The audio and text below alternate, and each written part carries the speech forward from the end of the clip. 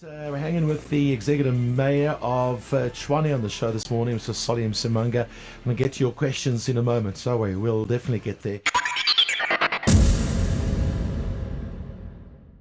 You're on some list of a growing economy in the world, am I right?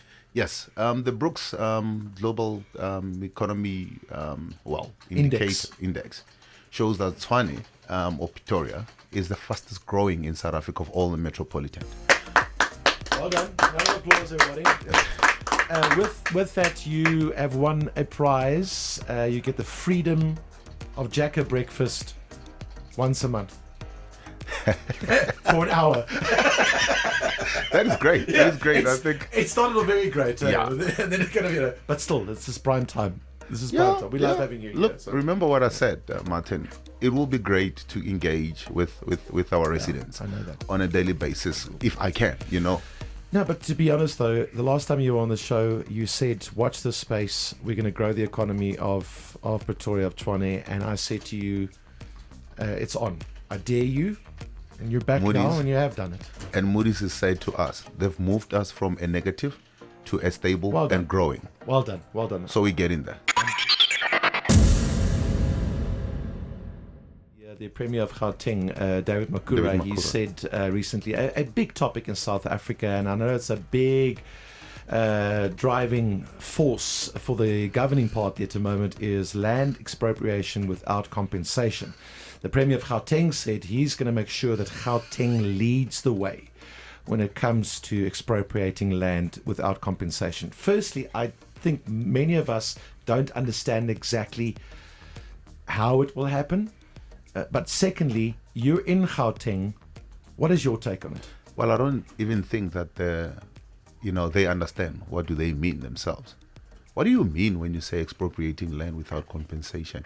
Which land are you going to expropriate? If I have a house and it's bonded, are you then going to say the land on which that house is built on is going to be expropriated without compensation? What do you mean?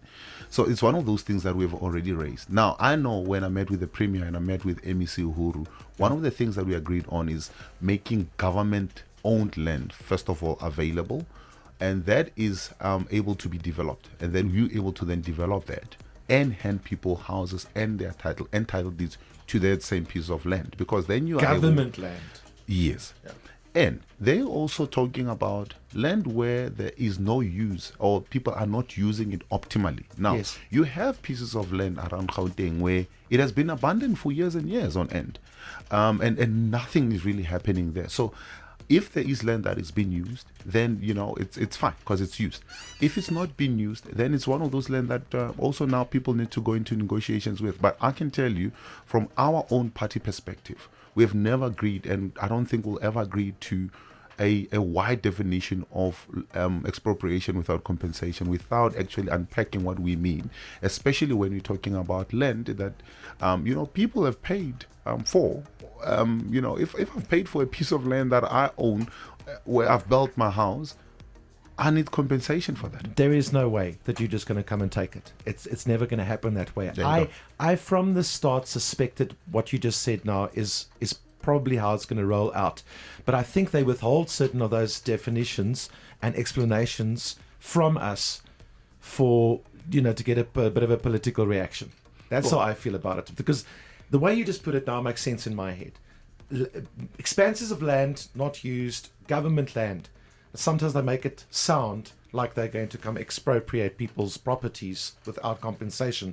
And then other opposition parties jump onto that train and then stir it up even a bit more. Well, there is confusion because the EFF says compensate without, or expropriate without compensation and Yes. let government own all government land. Which is the supersized version. Yeah.